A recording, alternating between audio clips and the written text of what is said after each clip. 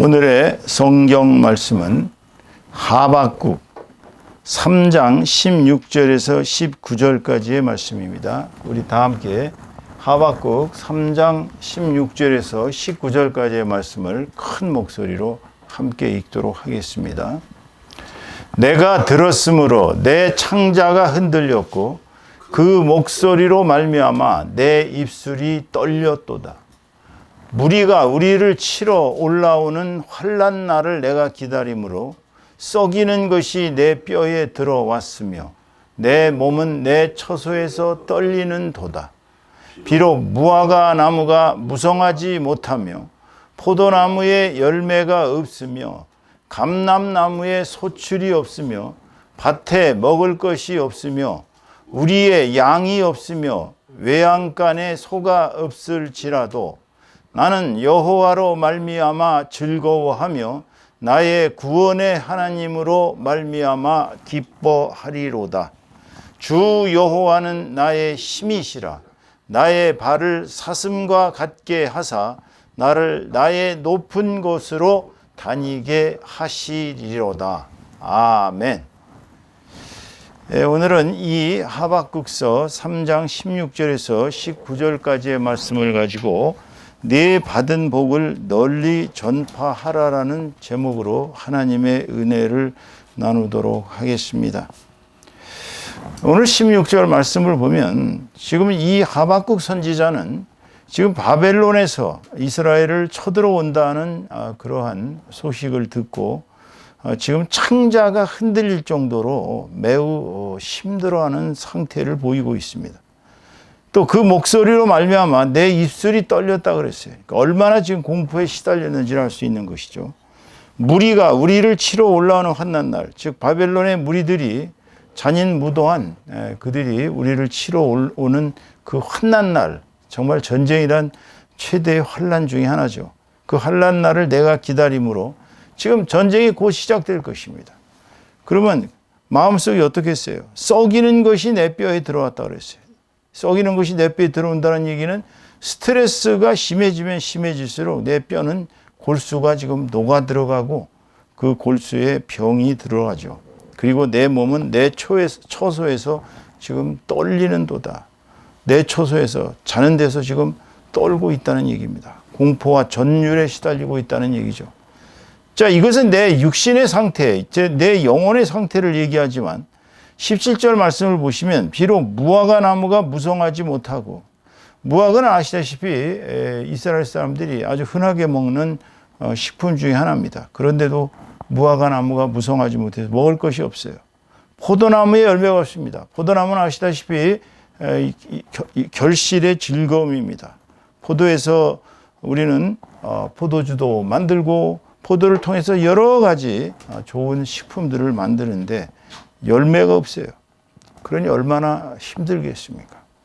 거기다 감람나무는 아시다시피 기름을 짜는 데 쓰입니다. 감람나무는 기름도 만들고요. 이 감람나무는 쓰이는 용도가 너무나도 다양해서 이스라엘 사람들에게 감람나무가 없다는 얘기는 정말 아무것도 없다는 얘기나 똑같습니다. 그런데 그 감람나무에 소출이 없다 그랬어요. 그러다 보니 또 밭에도 먹을 것이 없습니다. 그리고 우리에는 양이 없어요. 양은 잡아서 여러분도 알다시피 양고기도 먹어야 되지만 또 그 털을 깎아서 옷을 해입어야 되는데 없어요. 외양간에는 밭을 갈 소가 없습니다. 밭을 갈기도 하지만 소는 희생물로 하나님께 바치기도 하고 또 아주 훌륭한 식품이 될 수 있는데 없어요. 지금 이 17절의 말씀을 보면 지금 전쟁이 일어날 거라는 풍문을 듣고서 그 다음에 지금 현재의 이스라엘의 상황이 이와 같이 황폐화되고 파멸돼가는 그야말로 가장 비참한 지경에 빠져 있는 것을 물질적으로 이렇게 보여주고 있어요. 우리의 육신이라는 것은 아시다시피 먹어야 살고 우리의 육신은 우리 육신 속에 들어오는 물질이 있어야 지탱을 할 수가 있습니다. 자, 이러한 막막한 상황이 되었어요. 지금 이 선지자 하박국은 바벨론에서 쳐들어온다는 풍문과 함께 그 다음에 지금 현재 이스라엘의 이 척박한 거의 멸절된 그 아무것도 먹을 것도 없고 살아갈 방법도 없고 정말 막막한 상태, 인간으로서는 최악의 상태에 지금 처해 있는 것입니다, 여러분. 그런데 18절 말씀을 보니 나는 여호와로 말미암아 즐거워하며 반전이 일어납니다. 지금 이렇게 지금 외부에서 무지막지한 침략자들이 전쟁을 곧 시작할 것이요, 이스라엘에 현재 먹을 것도 없고 완전한 파멸의 상태가 됐는데도 반전을 일으킵니다. 이 사람은 여호와로 말미암아 즐거워한다 그랬어요. 그러면서 나의 구원의 하나님으로 하나님께서 당신을 구원한다는 것을 확신하고 있습니다. 말미암아 기뻐하리로다. 자, 여호와로 말미암아 즐거워한다는 것 하나와 여호와가 구원을 해주시기 때문에 기뻐한다는 이 두 가지 핵심적인 단어를 우리가 오늘 이 본문에서 살펴본다면 오늘 제가 여러분한테 드리는 이 메시지가 올해 1년 내내 여러분들의 메시지가 될 줄로 믿습니다. 왜냐? 여러분 1년 동안 여호와로 말미암아 즐거워하셔야 됩니다. 또 그의 구원으로 말미암아 기뻐하셔야 됩니다. 19절 말씀 보면 이제 그래서 주 여호와는 나의 힘이십니다. 여호와로 말미암아 즐거워하죠.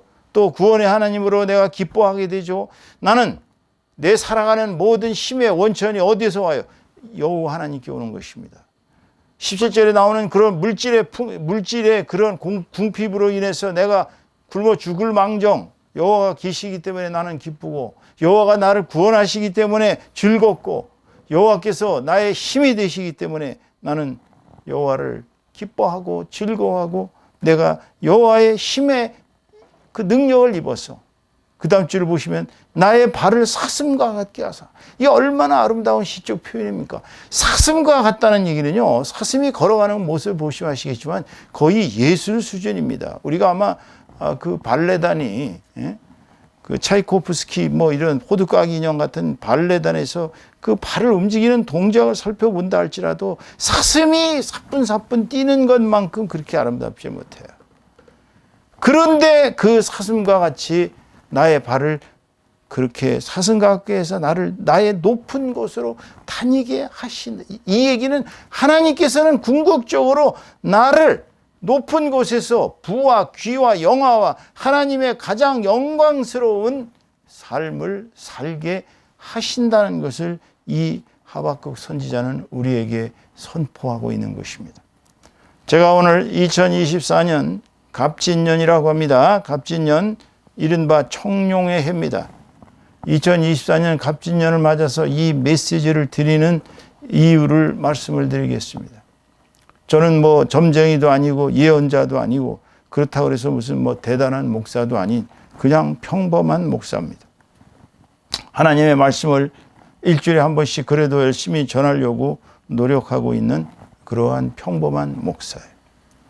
제가 2024년 갑진년을 한번 전망을 해보겠습니다. 여러분도 혹시 이 전망을 들으시면서 그렇겠구나라고 고개를 끄덕이시는 분도 있고 또는 들어보시고 말도 안 되는 소리하고 앉았네 하고 비웃으실 분도 있을 것입니다. 이 한국 사람들이나 중국 사람들, 일본 사람들, 이 동양 3국에서는 꼭 새해가 되면은 그 해가 무슨 수호동물이 마치 있는 것처럼, 예를 들어서 이제 무슨 뭐 자축인묘, 진사오미, 신유술액, 가불병정, 무기경신, 개해 뭐 이런 식으로 해가지고 이제 그 해의 수호동물이 뭐냐? 올해는 갑진년이라고 합니다. 갑진년의 새 수호동물은 청룡이에요. 푸른 용이라는 뜻입니다. 푸르다는 건 동쪽을 상징하고요. 용은 물을 상징합니다. 북쪽을 상징해요. 자, 올해가 청룡의 해라 그래서 올해 우리를 수호하는 동물이 청룡이라는 거예요.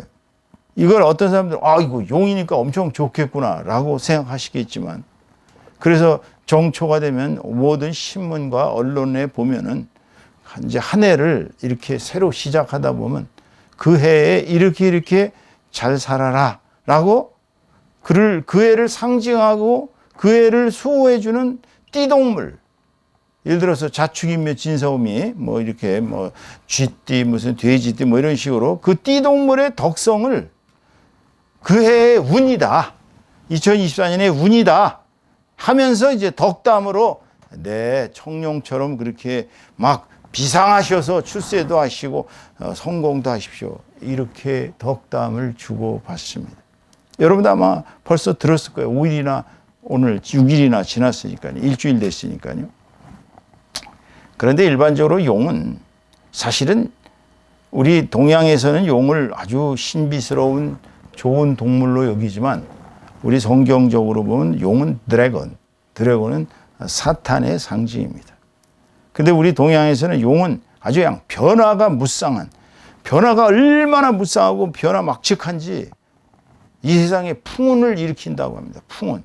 풍운을 일으켜서 세상사를 막 좌지우지하는 그러한 영물로, 용이 있는지 없는지 용 봤다는 사람도 있고, 용은 사실은 상징의 동물이다라고 하는 사람도 있고, 심지어는 뭔 소리를 하냐. 익룡이 있지 않냐. 익룡 아시죠, 여러분? 날개 놓쳐서 날아다니는 용이 예전에 있었어요. 그러니까 용이라는 것이 아주 없다고 딱 잘라 얘기할 수도 없는 것이에요. 여하튼 용은 변화무쌍한 풍운을 일으키면서 세상사를 좌지우지하는 영물로 상징되어 온 것입니다. 그래서 올해는 승천하는 청룡처럼, 새해에는 모든 이들이 용처럼 승천하면서, 승천한다는 무슨 뜻이에요? 네가 가진 꿈을 실현하라는 거예요. 당신이 가진 바 희망이 있다면 그 희망이 이루어지고, 여러분의 바람이 있다면 잘 이루어지고, 출세하고 잘 살고 잘 먹고 부귀영화를 누리는. 올해 또 국회의원 선거가 4월에 있죠. 아마 국회의원 한번 돼보려고 평생을 노력하는 사람들이 볼 때는 정말 청룡처럼 자기도 승천해서 국회의원 자리에 떡하니 앉아서 만인을 우러다보면서 내가 10만 명의 대표야, 10만 명의 선량이야 하면서 그렇게 자기 자신을 스스로 높이는 사람도 있을 수도 있습니다. 그런데 과거의 우리 역사를 살펴보면 용해가 썩 좋지 않아요. 우선 여러분 잘 기억하시는 임진왜란을 보세요. 진이 용진자거든요. 임진난에 용해에 외놈들이 우리나라를 쳐들어와서 7년 동안을 개박살을 냈습니다. 정말 우리 민족이 그 7년 동안 얼마나 비참하게 당했는지 그 7년 전쟁을 읽어보면 속에서 막 울분이 치솟고 막 눈물이 쏟아지고, 정말 외놈들이라는 자들이 이렇게 간악한 자들이었나.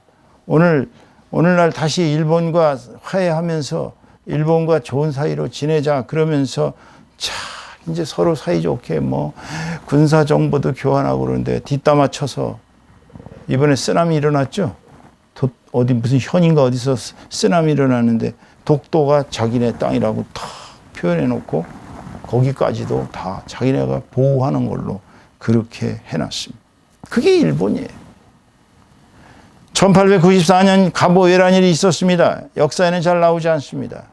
1894년 갑오왜란에 그들이 우리나라를 쳐들어와서 대한제국이 조선이란 정부가 망했어요. 1894년 갑오왜란 때문에 조선 정부가 망한 것입니다. 10년 지나 1904년에는 갑진왜란이 있었습니다. 갑진이 뭔지 아시죠? 올해가 갑진년이에요. 그 갑진왜란으로 대한제국이 멸망했습니다. 고종 황제가 처음으로 대한민국 역사에서, 아마 그 이전의 역사도 황제라고 칭했던 역사가 있었는지는 모르겠어요. 제가 과문해서 그런지 몰라도 고구려는 태왕이라고 해서 태왕은 황제급이었습니다. 고구려 사람들은 자기네가 황제로 천하를 지배하는 나라로 그렇게 천민으로 생각하고 살았어요. 그런데 고려도 황제국을 자칭했습니다. 물론 뭐 거란한테 사대도 했고 송나라에도 가서 사대하는 척하면서 양쪽을 가지고 놀았죠. 조선은 시작하자마자 사대를 시작했어요. 그 명나라에 저희는 제국입니다. 이름도 정해주시고 살려주십시오. 그렇게 해서 우리 민족은 제국의 역사가 아니라 왕국의 역사, 제후의 역사로서 슬프게 살아오다가 1904년 갑진왜란으로 대한제국이 황제의 나라 딱 2번, 고종, 순종 2명 황제도 제대로 해보지도 못하고 멸망했어요. 자, 1904년에 멸망했습니다. 그리고 나서 몇 년 싸우세요? 41년간을 무지막지하게 일본 놈들하고 싸웠습니다. 여러분 아시다시피. 우리가 이걸 착각하면 안 돼요. 우리가 41년 동안 한반도에 여기서 사는 백성들이 다 일본 외정에 그저 무서워서 발발발발 기면서 그저 왜냐면 순사 온다 그러면 막 겁나고 막 이렇게 비참하게만 산 민족이 아니에요. 41년 동안 만주에서 러시아에서 일본 자체에서 심지어는 중국, 미국 세계 각국에서 흩어져 있는 우리 민족 독립운동가들이 피 터지게 싸웠습니다. 얼마나 41년간을 무장투쟁을 했는지 몰라요. 그러한 항일 전쟁의 역사가 있었음에도 불구하고 갑진년의 역사가 지금은 사라져 버렸어요. 있는지도 몰라요, 솔직히.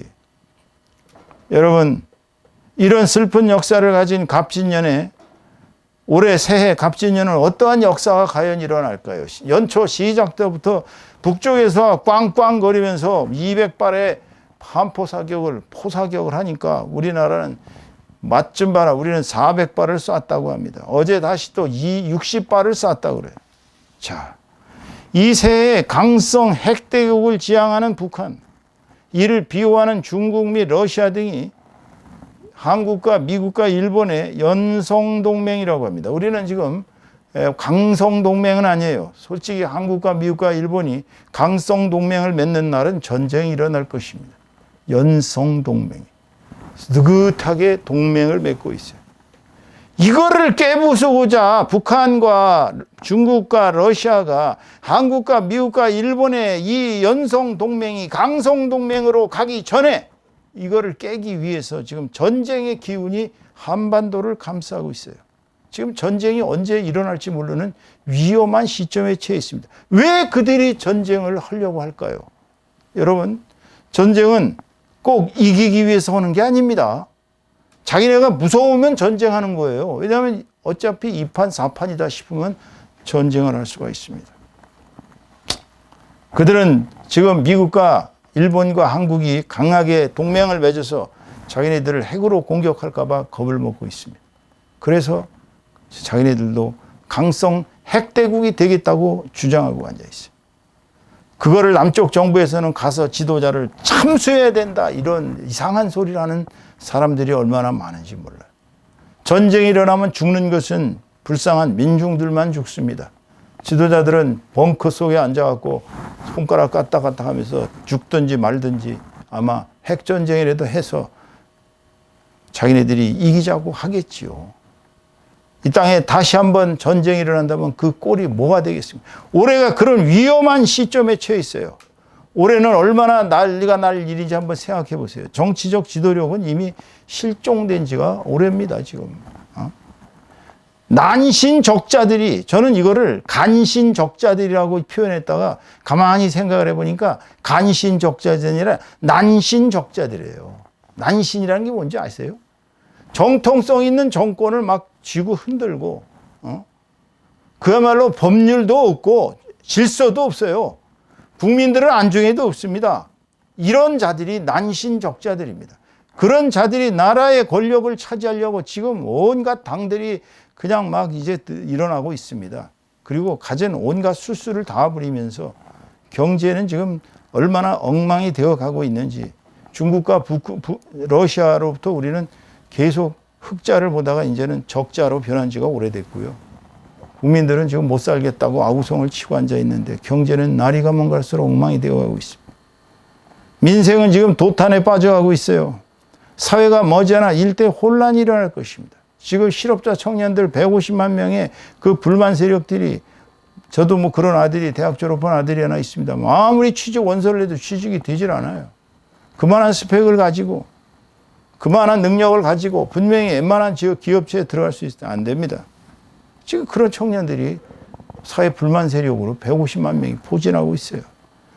이 땅에 올해 얼마나 혼란이 일어날지 아무도 모릅니다. 얼마나 큰 재앙이 꼬리를 물을지 몰라요. 하나님께서는 징조를 보이십니다.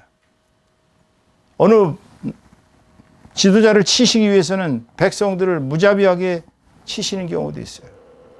다윗이 건방지게 인구조사하니까 역병을 들려서 수만 명을 죽였습니다. 지도자를 치기 위해서 백성을 치는 거예요.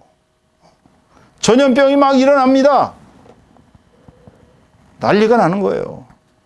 여러분, 지금 올해 이런 사회가 전개될 것이라고 본 목사는 예측을 하고 있습니다. 본 목사는 65%에서 70%의 예지력을 가지고 있다고 검사를 해보니까 제일 뛰어난 거는 저는 전도라고 그래요. 전도는 한 90%고 이 예지력은 한 65에서 70%로 나오더라고요.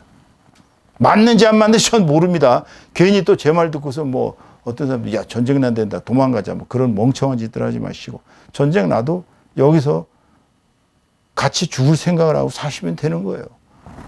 핵전쟁 일어나면 어디 가서 살겠어요?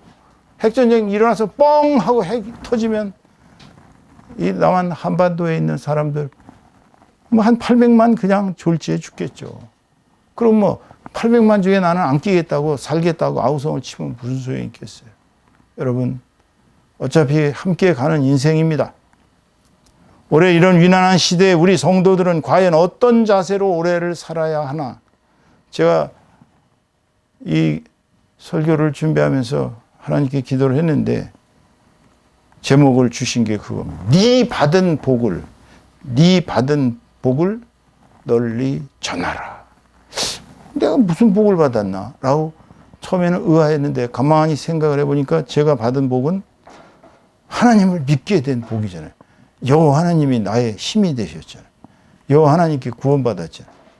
여호와 하나님을 통해서 나는 영생 불멸의 삶을 얻었잖아요. 아하. 그것보다 더 좋은 복을 계속 주실 것입니다. 마지막 절에 나오잖아요. 네? 오늘 본문 말씀에 보시면은 주 여호와는 나의 힘이시라 나의 발을 사슴과 같게 하사 나를 나의 높은 곳으로 다니게 하시리로다. 얼마나 더 영광스러운 삶을 하나님께서 주시겠습니까? 저에게만 주신 게 아니에요. 저를 통해서 여러분들한테 이것을 선포하라고 말씀을 드리는 것입니다. 이렇게 위난한 2024년을 여러분 우리는 어떻게 보내야 될지를 생각할 때입니다. 오늘 본문 말씀 1절에 나오는 하박국 선지자는 바벨론 제국이 자신들을 침략하러 오는 상황을 예견하고 온몸이 두려움과 떨림과 긴장 속에서 영혼이 혼절할 만큼 힘든 상황에 처해 있었어요. 올해 우리 민족과 나라가 처한 상황이 어떤 지경에 처할지 지금 이 본문 말씀하고 비슷하다고 보시면 돼요. 왜냐하면 두려움이 극심한 상태에 빠진 정권은 더욱 무서운 도발을 통해 그 두려움을 떨쳐버리려고 할 것이기 때문입니다. 지금 북한은 두려움에 빠져 있습니다, 여러분. 그렇기 때문에 북한이 어떠한 도발을 해서 국제전쟁을 펼치든 아니면 무시무시한 폭격을 통해서 우리를 공포에 시달리게 하든 아니면 지난번처럼 드론을 날려서 서울 시내를 휘젓고 다니든 어떤 도발할지 모릅니다. 지금 그런 상황이에요. 우리는 지난 세월 동안 얼마나 하나님과 교통하는 기도를 드렸습니까? 또 그분과 얼마나 우리가 소통하면서 그분의 말씀이 우리 영혼에 얼마나 체현되었는지, 과연 내가 하나님과 가까운 삶을 살았는지, 세상과 가까운 삶을 살았는지 오늘 하박국 선지자의 이 글을 읽으면서 반성할 때인 것입니다. 두 번째로는 본문 2절에 나오는 말씀입니다. 이런 전쟁의 환난이나 기근의 환난이나 모든 환난의 뒤에는 반드시 물질적 피폐가 뒤따릅니다. 물질이 궁핍해지고 굶주리게 되고 기근이 생기고 사람들이 아프고 고통스러워합니다. 거기에 절망적 기근이 다가옵니다. 그 다음에 온갖 고통이 뒤따릅니다. 각오하셔야 돼요. 올해는 그럴 수 있습니다. 무화과나무에 소출이 별로 없다고 그랬잖아요.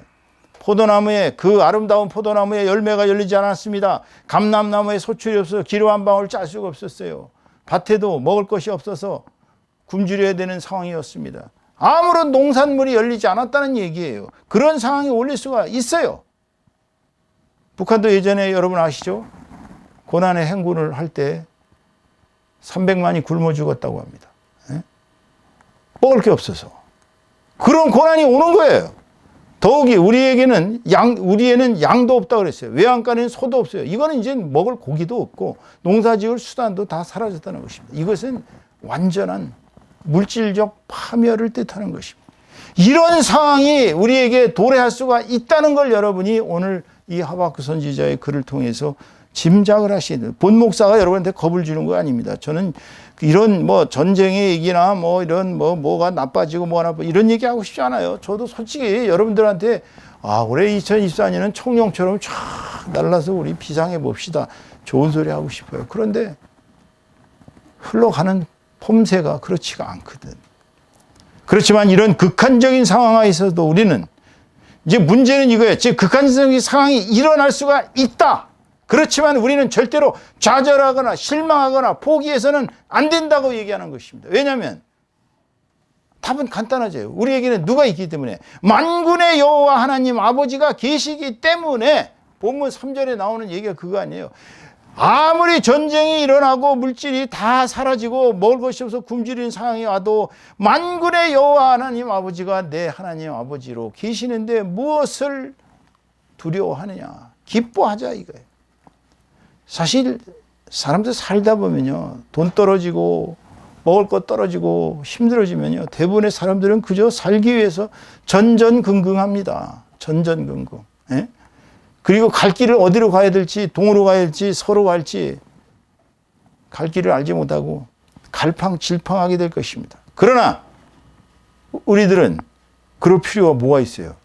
오직 여호와 하나님을 찾으면 되는 것이고, 그분을 붙잡고 그분과 굳세게 그 신앙 노선에 따라 살아가면 되는 것입니다.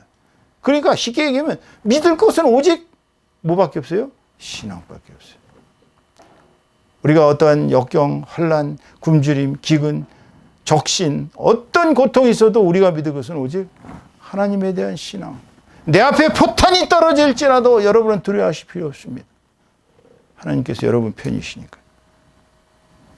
자, 그렇다면 이제 우리는 크리스찬으로서, 성도로서 어떻게 살아야 할지를 오늘 본문 말씀을 통해 결론을 내리도록 하겠습니다. 본문 말씀은 분명히 여호와가 나의 주님 되신 것을 즐거워하라라고 선포하고 있습니다.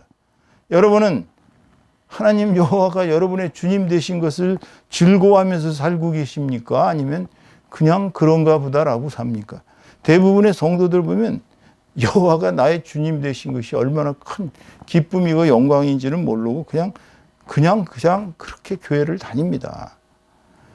여러분, 이 세상에 어떤 것도 우리 여호와 하나님만큼 우리에게 즐거움을 주는 게 있어요? 뭐가 우리에게 즐거움을 주겠어요? 맥주 한 잔 얼큰하게 잘 마시고 그 순간은 기쁘겠죠. 그 다음에 속만 아프고 뭐가 또 즐겁겠어요? 남녀의 사랑이요? 얼마나 즐거움을 줄 수 있겠습니까? 출세요? 돈 잘 버는 거요? 이 세상에 어떠한 것도 우리에게 지속적인 즐거움을 줄 수 있는 것은 없습니다. 우리는 세상살이가 아무리 힘들고 어렵고 괴롭고 고통스러워도 하나님을 믿는 이상은, 여호와 하나님께 모든 것을 믿고 그분에게 의지하고 그분을 따라 살아가는 이상은 우리는 즐거움이 넘친다는 거예요. 내 속에서 내가 주는 물은 생명순이 이로부터 영생토록 즐거워하는 생명수가 되리라. 예수께서 말씀하셨지 않습니까? 하박국 선지자는 벌써 그 얘기를 여러분들한테 하시는 것이, 하나님으로 인해 즐거워라. 두 번째로, 이건 더욱더 핵심적인 얘기입니다. 이거 읽으시면서도 이런 거를 잘 줄을 못 쳐 넣어주시고 그냥 읽어요, 대부분의 사람들이. 자, 선지자 뭐라고 얘기했어요? 여호와는 구원의 하나님이신 것을 믿고 한없이 기뻐하라 그랬어요. 구원의 하나님이신 것을 믿고 한없이 기뻐하라 그랬어요. 그냥 하나님이시니까 기뻐하라가 아니라 구원의 하나님이시기 때문에. 여호와 하나님을 기뻐하는 것은 우리 생활의 필요 충분 조건입니다. 필요했다가 충분했다가 이런 조건이 아니라 여호와 하나님을 기뻐하는 것은 우리의 필요 충분 조건. 왜? 우리를 구원하셨으니까. 우리가 살다 보면 잘 되면 기쁘고 안 되면 그냥 안 기쁘고 슬프고, 이것이 잘못된 삶이라는 걸 여러분이 아셔야 됩니다. 우리는 범사의 축복을 받은 존재들이기 때문에 늘 기뻐하라, 쉬지 말고 기도하라고 바울 선지자가 얘기하신 대로 우리는 하나님이 구원의 하나님이시니까 그를 항상 기뻐하는 거예요. 기쁨의 생활은 어떤 삶입니까? 긍정의 삶입니다. 기쁜 사람은 긍정하지 않을 수가 없어요. 왜? 왜 기뻐하지 않을 수가 없어요? 만군의 여호와 하나님께서 나의 주인이시고 나를 구원하셨고 나의 인생 목적 자체이기 때문입니다. 인생의 목적이 금전인 사람은 맨날 불안하겠죠. 인생의 목적이 연애인 사람은 연애 상대를 못 만나면 맨날 힘들겠죠. 인생의 목적이 명예인 사람은 명예를 얻지 못하면 힘들겠죠. 하지만 여호와 하나님 아버지를 자신의 주인으로 삶은 사람, 자신의 구원의 방주로 삼으신 분은 복된 사람입니다. 그래서 성경에서는 이렇게 얘기하고 있는 것입니다. 시편 144편 15절 보면 이러한 백성은 복이 있나니 여호와를 자기 하나님으로 삼는 백성은 복이 있도다 그랬어요. 또 시편 146편 5절에 보시면 야곱의 하나님을 자기의 도움으로 삼으며 여호와 자기 하나님에게 자기의 소망을 두는 자는 복이 있도다 그랬어요. 그렇죠. 하나님을 자기의 도움으로 삼은 사람. 내가 어떤 길을 가도 하나님은 나와 함께 하신다. 내가 설령 잘못해서 하나님은 나를 용서하시고 좋은 길로 이끌어 주신다. 내가 어려워도 하나님은 나를 풍부하게 공급하신다. 하나님께서 나를 이끌어 주신다는 소망을 갖고 사는 자는 복이 있다는 거예요. 그래서 민수기 6장 24절에서 26절 말씀을 보면 이거는 아시다시피 모세 선지자가 이스라엘 백성들을 축복한 내용입니다. 여호와는 내게 복을 주시고 여러분에게 복을 주시고 또 너를 지키시기를 원하며 여호와는 그의 얼굴을 내게 비추사 은혜 베푸시기를 원하며 여호와는 그 얼굴을 내게로 향하여 드사 평강 주시기를 원하노라 할지니라. 어떤 때 그런다 그랬어요? 하나님을 믿고 우상을 버리고 우상에서 떠나서 오직 여호와 하나님만을 의지하고 그분의 말씀대로 살아가면 이렇게 복을 주시고 지켜주시고 얼굴을 비추셔서 은혜를 베푸시며 또한 그 얼굴을 항상 우리에게 향해서 평강으로 이끄신다고 이야기했던 것입니다. 그렇기 때문에 오늘 하박국 선지자가 얘기한 대로 여호와를 나의 힘으로 삼고 여호와가 나의 힘입니다. 나의 힘으로 삼고 내 삶을 어떻게 살라고요? 최고의 경지에서 살라고 얘기하셨어요. 사슴의 발처럼 높은 곳에서 다니게 한다니까요. 하나님께서는. 이게 얼마나 영광입니까?